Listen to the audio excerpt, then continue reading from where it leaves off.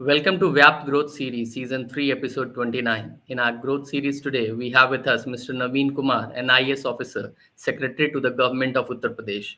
As a seasoned IAS officer with over 17 years of experience, Mr. Naveen has held key positions across various departments, specializing in governance, digital transformation, disaster management, and public health. Our episode today focuses on disaster management.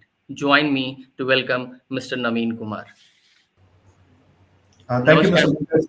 Yeah, thank you, Mr. Pankaj. Welcome to VYAPT Growth Series. We have a lot of curiosities today, and as said, our discussion today would be based around disaster management. Yeah,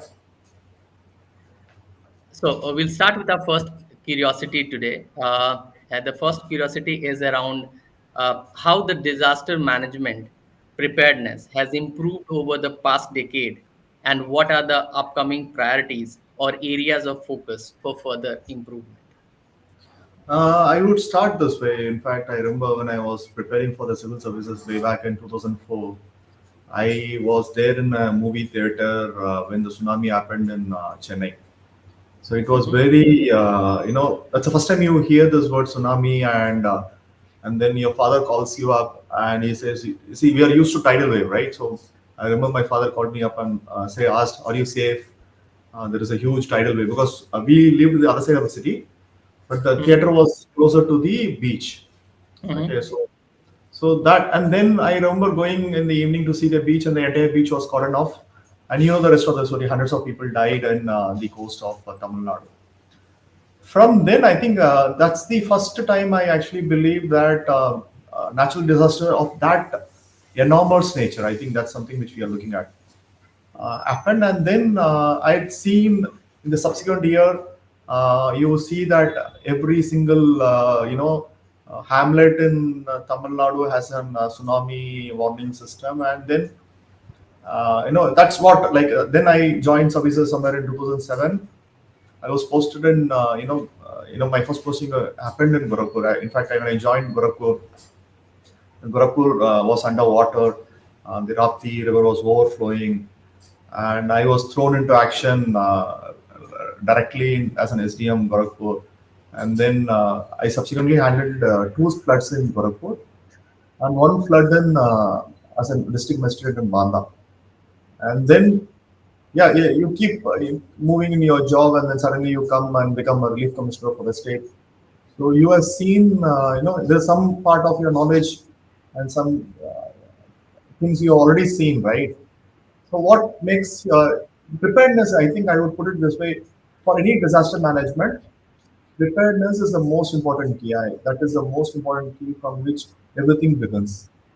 In fact, I read a story where, yeah, it was a recent 2 days back. I was reading a story. There was a mayor of a small village in Japan. He had invested heavily on an tsunami warning system, uh, which goes into like maybe millions of rupees or yen, whatever money. And then, in fact, he lost an election also. And in fact, the system worked 20 or 25 years after he died, passed away. And nobody from that village ever, died in that tsunami. So people remembered him because he put that system long back with a vision. So it is important that preparedness has become the key. And with the leadership from the central government and also from the state government in managing the disasters, uh, the state has done very well in flood management, mitigation plans, also drought. We also have something called lightning, where a lot of people die in lightning. So we have about 22 disasters notified in UP, Uttar Pradesh, and then there are plans to work out each of the disasters. So as a relief commissioner, I handled two floods. One was the Yamuna flood of 23 and also the Nepal floods of 24.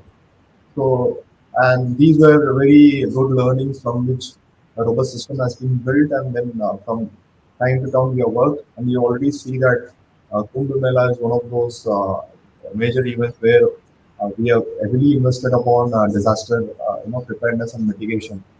So this happened during the time I was there in the office. So we could always see that whenever people go there, they send me a message saying that So there's so many, how well this entire area has been spruced up, and you saw how the firefighting happened when. So we are prepared. The preparedness is the most important thing for preparedness, which means that we need to put a lot of resources around. Then it gives you an opportunity and also to save lives. I think that's the number thing which we are looking at. So I think it's enough for the preliminary. True, true. So we move on to a second curiosity, which is around the technology being used in the disaster management. Because since you have worked into this particular area, what role does technology play in disaster management strategies today? And are there any innovative approaches being explored? I would put it this way: technology is now an integral part of any governance models. If you look at, be it health, be it anything, education or disaster. So it is something which we cannot look around. Technology has become an integral part of it. What we have done in UP is that we had put about 2,500 automatic rain gauges and also weather stations, about 500 weather stations to Mhm. detect the rainfall and the weather across the state. And along with it, we are also putting about five Doppler weather radars, which will give you precisely the data for every village, Gram Panchayat in UP. And you would already noticed that climate action is the most important key of any governance model across the world. It's not just India. And UP is already the leader in climate action in the country. So that is something we are collecting a lot of data. We also create a resource called Climate Resilience Observatory, where all this data would come and we'll figure out what is going to be the new thing. So we used CRO for it is set up in Triple IT Lucknow, Indian Institute of Technology Lucknow. We use this data for the mitigation of the Nepal floods. We could predict, in fact, there was the predictions were so high that we could tell 10 hours, 12 hours before the floods would come to our state that this is what is going to happen, and people were able to move. And if you see, the loss of life was very minimal. In fact, I was told the entire flood season it was only 17 deaths which we saw. So Mhm. that itself is an achievement, which I would say, although there is 17 people at lives were lost and some livestock was sold, but we were able to prepare a mechanism where every year you see hundreds of life going into the floods, but we could save that. So technology became an important component for this particular thing, where Mhm. it's important that we would prepare ourselves, communicate. That's more important when you come, to disaster management. You have to communicate to each and every single person. So I True. would say there were scenarios where people were in the villages were informed properly. The villages were informed, but these people had gone far away from villages to do their agriculture. So that kind of you have to go to that basic details. If people are around, can you go and inform them? In fact, there were a couple of places where we had to use airlifting to save lives. So that is how technology becomes a very important component. I would come to this particular thing. There was this building collapse in Lucknow where we used a drone-based, thermal solution to find out whether there is anybody, caught in that rubble. So Mhm. that's the kind of way we are looking at how technology. You already see underwater drones we used in the Kumbh Mela. So these are phenomenal, growth in how technology has been used in disaster mitigation and So, management. so Naveen ji, you talked about the role of technology in the disaster management, and you also given certain examples, which talks about how the minimization of unfortunate loss of lives has been done. Obviously, we would be definitely looking at no loss of lives, but that's one part of it. But technology you talked about that is definitely helping in terms of disaster management strategies today. When you talk around disaster management strategies, and you just talked around the innovative approaches being done, what are the initiatives which you think is very very important to raise awareness around this disaster management, or the areas which are prone to disaster because of some natural calamities or otherwise, and how are you building local capacity for disaster management preparedness? Yeah, the most important part is the awareness in that's the most important part. I would see it. You would get an alert saying that there is going to be a thunderstorm. Will you trust it or not is the question. Will you stop moving from one place to other? And if you have what you call landslide alert when you're traveling in an hill station or something. So what we have done, that's most important. When do people start trusting you is when you give accurate data and True. accurate alerts. I think that's the most important key. If you keep telling that the tiger is coming, and the tiger doesn't come, then they'll stop believing in your data, right? So the most important part of the entire, communication arrangement, I would put it that way, is to bring that trust in data, trust in bringing precise and accurate data, so that people will start trusting your data. When we say that this particular area is going to get a lightning, or this particular area is going to get rainfall, it is important that we should be precise in what we are telling that. This is what we have achieved in the past, and that's when I talked about the Nepal flood management. We were able to tell people, okay, this water is coming. This is what the height of water is going to be, and you should not create unnecessary panic. Also, that's also is another important aspect in disaster management. You should be able to, validate your own alerts in a way that it is precise that only those people who are going to be affected and vulnerable should be informed about, and then they should be probably taken to a safe haven, or safe refuge camp for that matter. So that is exactly what we did. Over a period of time, I think this setup would get better. When you look at in the longer run, this would get better in over a period of time. But I'm fortunate enough to see that the information had worked well, and there was quite a awareness about the kind of alerts which we had given. And I remember there was a particular day when in Lucknow there was hundreds of lightning happening, and every department, in even the police, the fire, everybody was on alert, that we were able to understand that this is what we are looking at. Okay, so Naveen ji, you talked about that why it is important for the awareness, awareness among the people around this disaster management, and you talked about around some of the initiatives being taken at the local level to build the systems and process in place so that the preparedness can be even higher. Uh, as we talk around the disaster management and your experience around it, and the kind of work, with the fabulous work which you have done in the past, in the glorious 17 years and counting, we move forward to our next round, which we call learning on the go. Naveen ji, this is a question for you as a person. You meet so many people, in your daily lives. That's the kind of service you are into, serving the motherland. Can you narrate an incident that has been a source of incredible learning for you? Say, I would, if I put it this way, there are two big learnings which I pick from my training collector. There is a person called Mr. Anil Kumar Sagar. I think he was one who shaped my the professional journey. I think I would give that credit to him. So one thing, he's a man of less words. He talks very less. So, but I used to be trained with him, so I would stay with him.